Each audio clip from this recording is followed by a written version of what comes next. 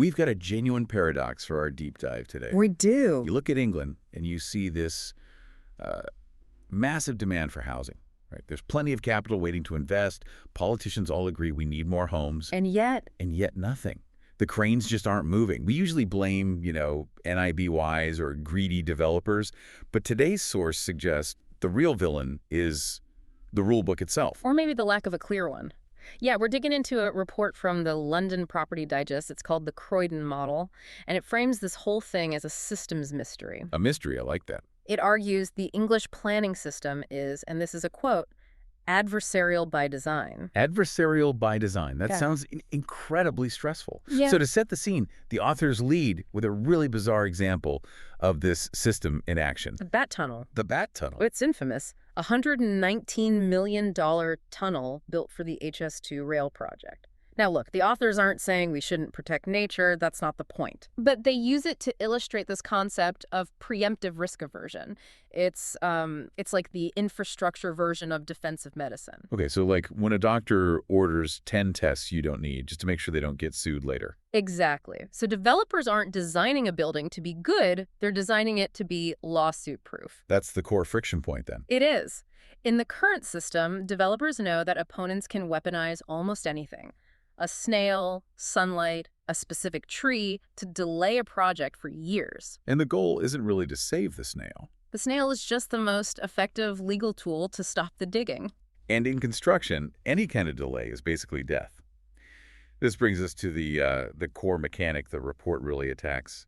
Discretionary planning. Right. It sounds flexible, maybe even reasonable, but in practice, it seems chaotic. It creates a guessing game. I mean, in a lot of countries, you have zoning. The rule book says you can build a 3-story house right here, so you do. You just follow the code. You follow the code. You don't ask permission. But in England's discretionary system, the rules are just guidance.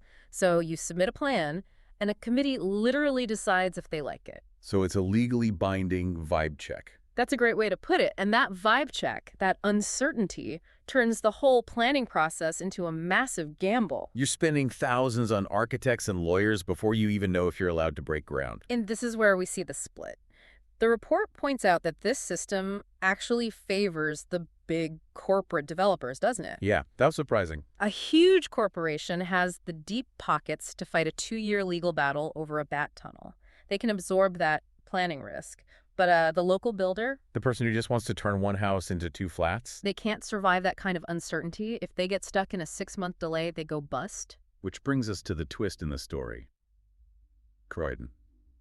In 2019, this London borough ran an experiment that, it seems, completely flipped the script. They did. They introduced something called the Suburban Design Guide. They moved from this vague discretion model to a rules-based one. Basically, they wrote a checklist. A strict one, too. They said, look, if your design meets these very specific criteria, height, setbacks, materials approval is pretty much presumed. They took the maybe out of the equation. Exactly. Seems like such a boring administrative change, but the results in the report they're wild. They really are.